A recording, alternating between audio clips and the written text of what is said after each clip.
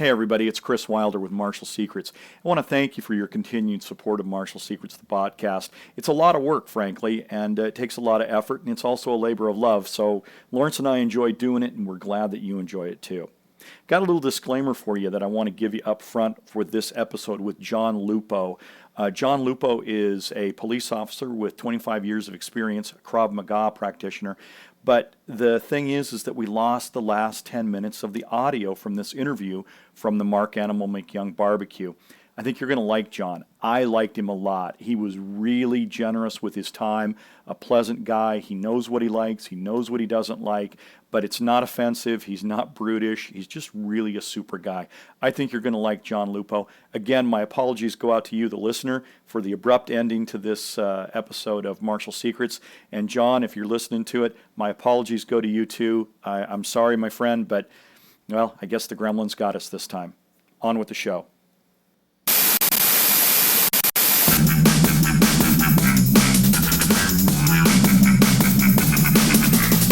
Hey folks, it's Martial Secrets time.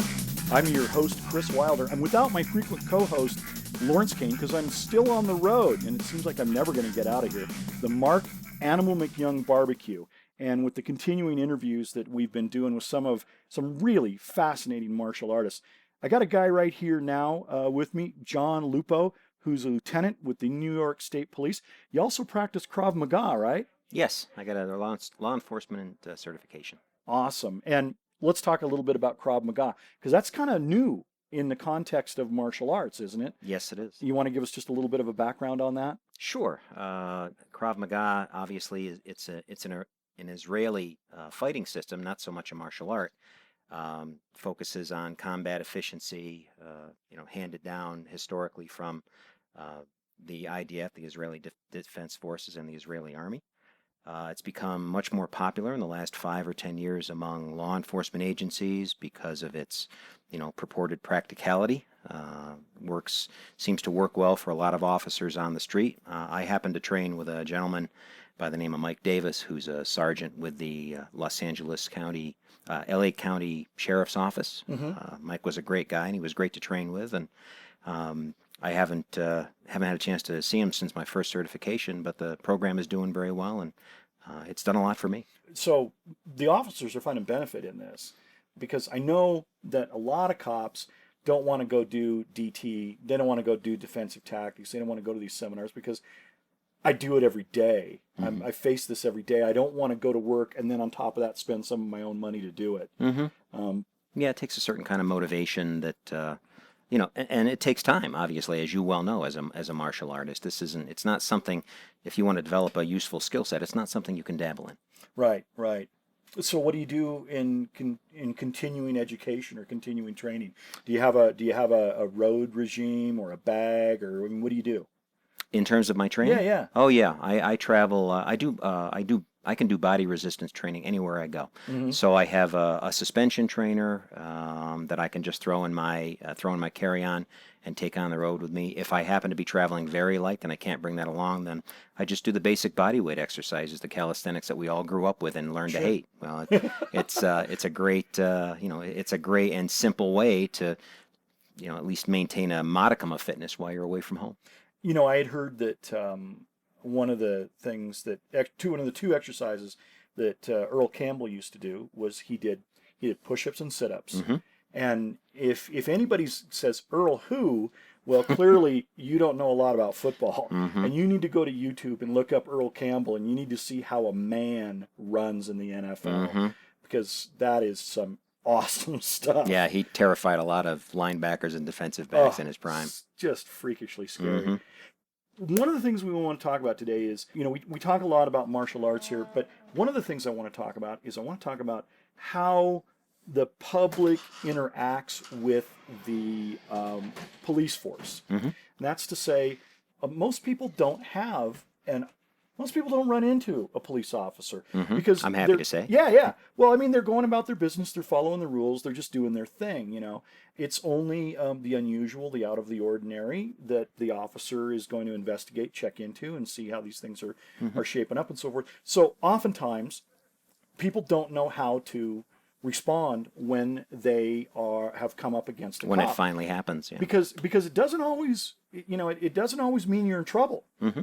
It doesn't mean that at all. Mm-hmm. And it's like I used to tell my son, we would see a police officer, in the street or a McDonald's, and I'd stand him right there, and I'd say to my son, Jackson, if you're ever lost or you ever have a problem, you look for a man like this, Mm-hmm. and he will help you. Mm-hmm.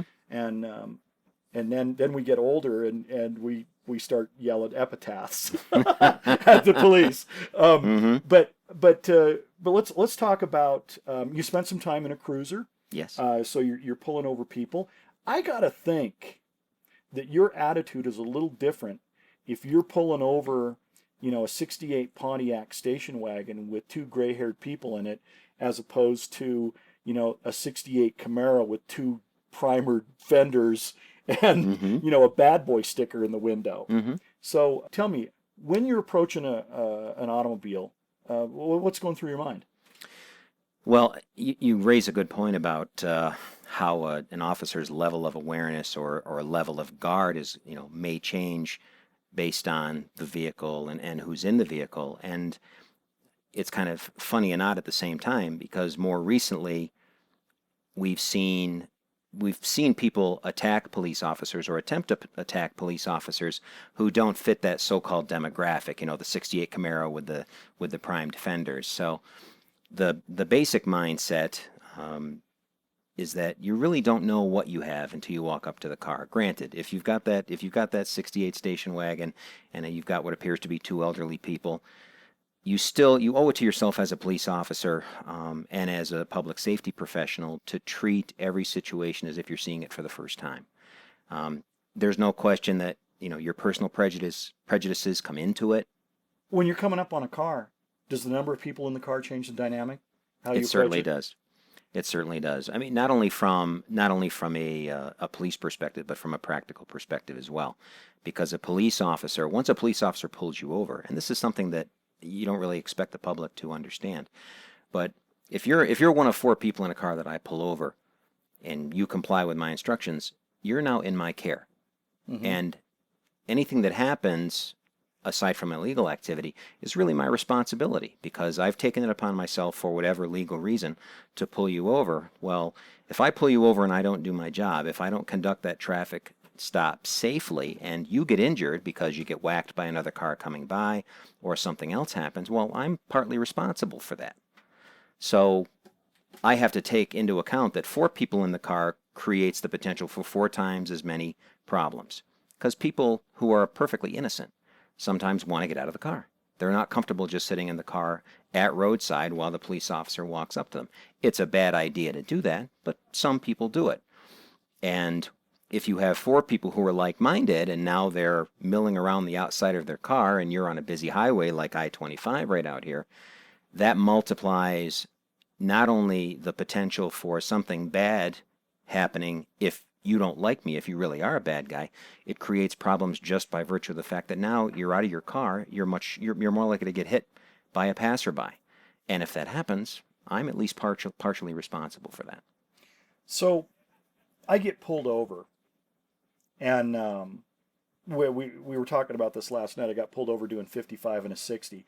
I'm suspicious that the cop just wanted to take a look because it was the beginning of a long weekend, Mm-hmm. and that was a reasonable, he just wanted to take a peek in the car and, Mm-hmm. and see what was going on because, well, it's under the speed limit on the beginning of a long weekend. Who's doing that? Mm-hmm. I try to keep my interactions really. I don't offer anything. If I'm asked a question, I answer it and I answer it directly, but I don't feel compelled to tell a backstory or really kind of illustrate it or anything, because I don't think you really need to know. Because if you needed to know, you'd ask me. Mm-hmm.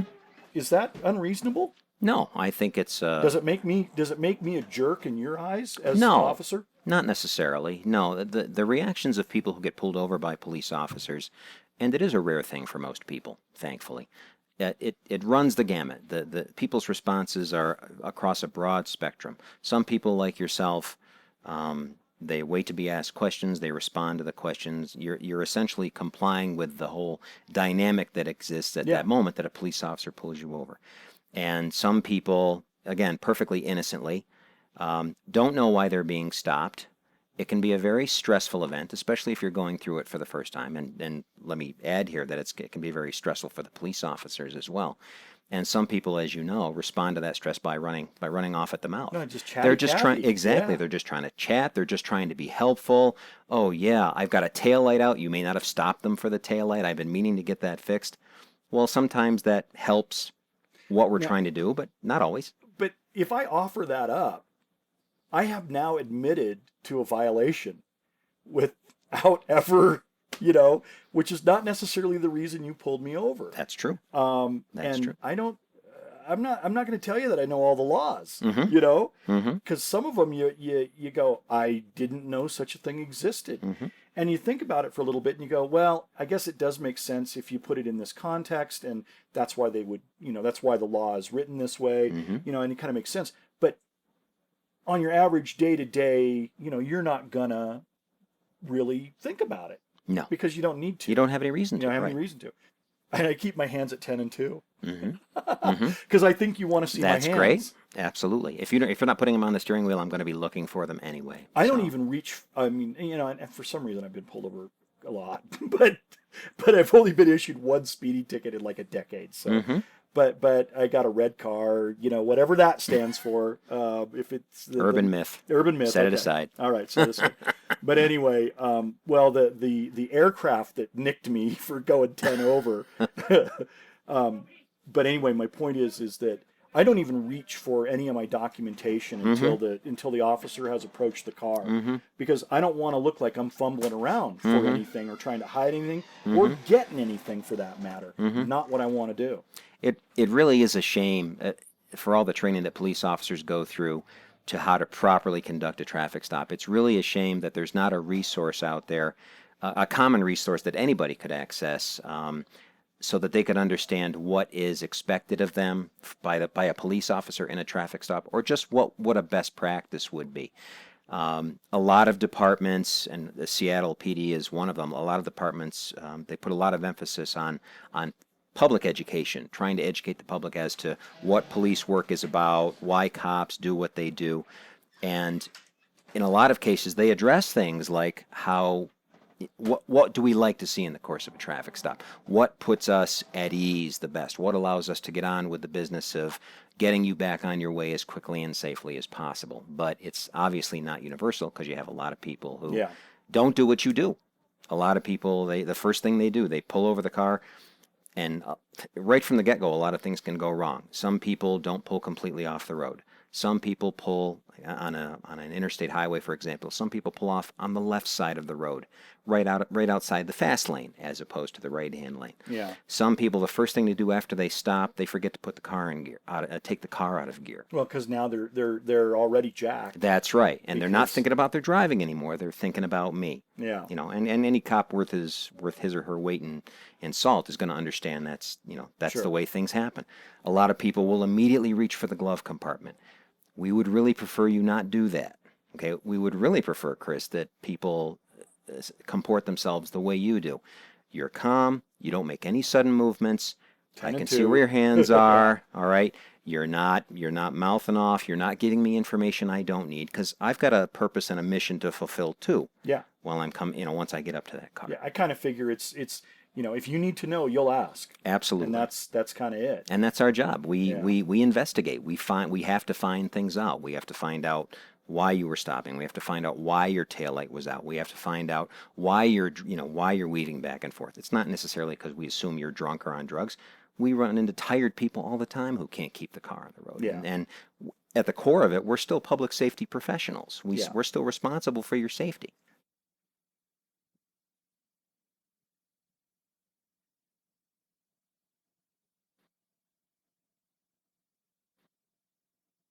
Let's talk about the personal protection. You've done some of that. Now, you've done that as capacity as an agent of the state? You mean in terms of my Krav Maga training? No. Okay. Didn't you do some executive protection? Yes, I did. Yes, years ago, I was on the security detail for then Governor Mario Cuomo. Oh, sure. Sure. Heard of him. Yes. Yeah. Yeah, he's been around. how many people are, I mean, I don't want you to give away trade secrets, but Mm-hmm. so if you don't feel like answering, don't do it. Mm-hmm. Because I always find it fascinating that for me, it's like, yeah, SEAL Team 6 went in and got Osama bin Laden. I don't really need to know the details. I don't Mm-mm. need 2020 doing an expose on how the SEALs operate because I'm not the only person watching Yeah, that. The it's bad counterproductive. guys are watching it Yes, it's too. counterproductive Yeah. if it's So not handled properly. if it's not handled properly. So anyway, a detail like that, I would assume it takes a little bit of effort to move that person. And I've been involved in some presidential campaigns. Mm-hmm. I've had to deal with Secret Service, Mm-hmm. and it's like we show up at the hotel, and it's we're going in the back service entrance or whatever, Mm-hmm. and there's already a guy there with this little tiny lapel pin hanging Mm-hmm. outside, and you know what? That long hallway behind the there's a guy back That's there covered too. too. Yeah, and when you're standing there and you're looking out across the dais, all of a sudden there's a guy, I don't ever remember meeting that guy in that suit in the corner Mm-hmm. over there. And that guy over there isn't even looking at us. He's looking at the crowd. Mm-hmm. So how do you go? Were you in full uniform when you did that? It varied. Yeah. Our responsibilities varied, and it depended on with whom we were traveling because we were responsible not only for the governor's safety but the safety of the first family as well. Sure. So that was Mrs. Cuomo and 4 or 5 kids. Sometimes we were in uniform if the nature of our responsibilities that day was just to get them from point A to point B, or if it was to secure the executive mansion itself, or to secure the governor's offices over at the state capitol. But if the governor was traveling in the context that you Yeah. provided, for example, yeah, we'd be in plain clothes. We'd want to be as low profile as you can be while standing in the governor's, sitting in the governor's right rear pocket. Yeah. But I Uh, mean, these guys blended in, but if Mhm. you knew what to look for, they Mhm. stood out, Yes, because Yes. they're not engaged in normal crowd behavior. yes, and that's both a good thing and a bad thing. It's mostly a good thing because the presence we've talked about command presence and having that presence, it automatically ingrains in the minds of the watchers that they need to understand that there is protection in place, that there's somebody who's paying attention to what they're doing, and it would be smart not to try any crazy nonsense. Well, I mean, isn't that part of the purpose of a uniform is to say that not only do I represent the voters and the constituency and the laws that have been established, Hmm. but it also is a presence. It absolutely Um, is. I mean, I'll tell you what, man, I was in Seattle when those WTO riots went down. Hmm. Absolutely insane. Man, the Seattle Police Department was utterly outmanned. Hmm. And it wasn't they were outgunned, they were literally outmanned. Hmm. These guys knew what they were doing, and they knew how to do it because they had enough mass. And they could create havoc one place, make the police respond, go the other way, throw the Yes. tear gas back, Hmm.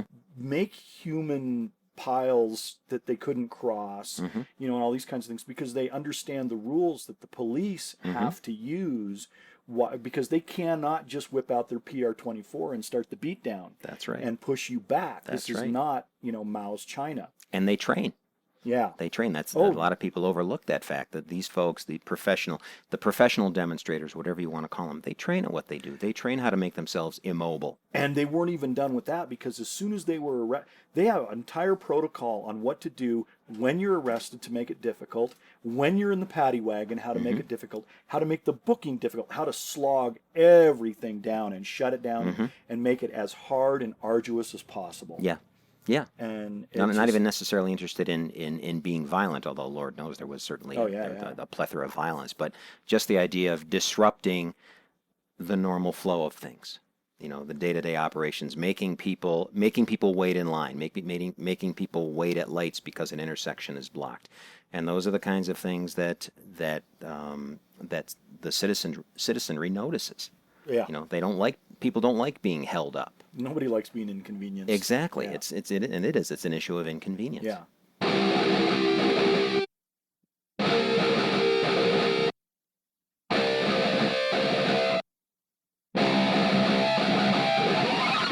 Now, how long have you been a cop? I'll have 25 years on the job next month. Okay. First question is, what in the world made you wake up and go, I'm going to be a cop? And number two, if somebody wanted to be a police officer, if somebody wanted to go into law enforcement, Hmm. well, first let's start with this. Let's go with that question second. I want to ask you this: what made you wake up one morning and say, "This is what I'm going to do"? Because I really do believe that it's not for everybody by any means. It certainly isn't. It certainly isn't. It's so it's a great job. It's a great job, but it's not for everybody. I came to police work just in terms of my career path in a kind of a roundabout fashion. But once I became a police officer, I realized that the other stuff that I was doing before I became a police officer was just a precursor to being on the job. Yeah, I was the I was a direction was newspaper already- reporter. Exactly. I okay. was a newspaper reporter, and I did short order cooking. I worked for the state legislature for a year. I worked for the state legislature. The New York Yeah. State Legislature. No, for the Washington I legislature. thought you looked familiar. Yeah. No, I did that for a while too. Yeah. I've always been, just for myself, I've always been kind of a protector. And if you ask anybody in my family or anybody who knows me well, they'll nod their heads. That's just my nature. I like to help people. And as cliched as some, movies and television shows have made it sound, I really felt like I wanted to make a difference and I could make a difference. Mm-hmm. So I got into police work right after I left the state legislature to take my job with the New York State Police.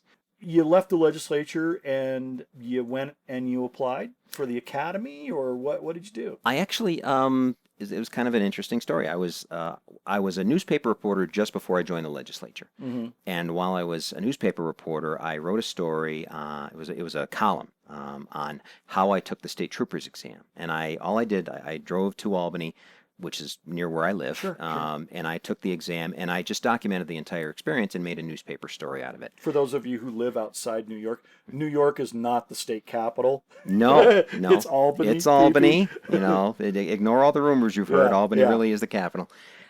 So I wrote this story, and as it happens, I got my grade on the exam some weeks later, and I did very well on the exam. Sure. And Yeah. could have gone into the academy at that time, but that's not what I was doing at that time. I was working on the newspaper and enjoying that. Yeah. So time passed. I left the newspaper, joined the state legislature, and had the opportunity to take the exam again 2 or 3 years later. Again, did very well on that exam. And at that time, I felt like my job with the legislature had kind of run its course. I had done some good work, wasn't enjoying it quite so much, and this was a good opportunity. When you see the sausage being made, sometimes it's not. You're better off not knowing. Yeah. So I took the opportunity to join the state police and never look back. Lord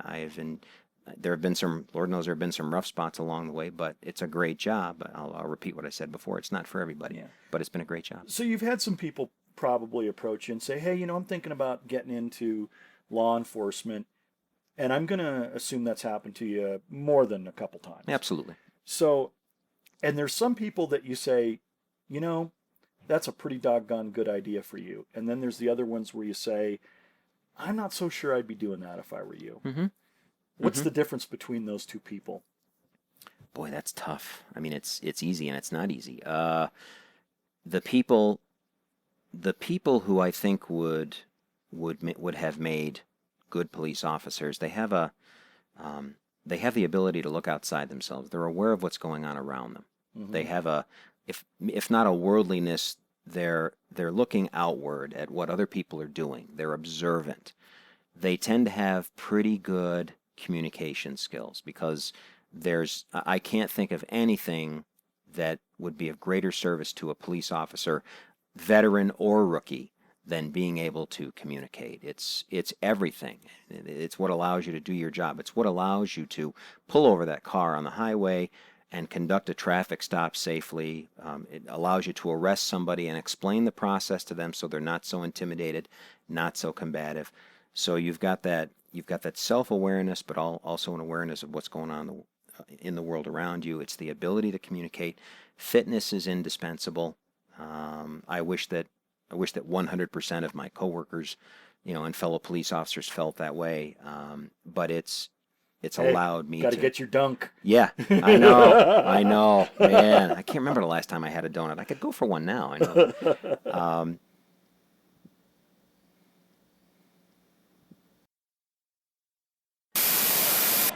Hi, this is Kris Wilder from Martial Secrets. Martial Secrets is free, but it's not costless. So tell your friends about Martial Secrets. Your good words are the best endorsement we can have. Also, if you like what you hear, buy one of our books, buy one of our DVDs. We think they're pretty good, and we think you'll find value in them too.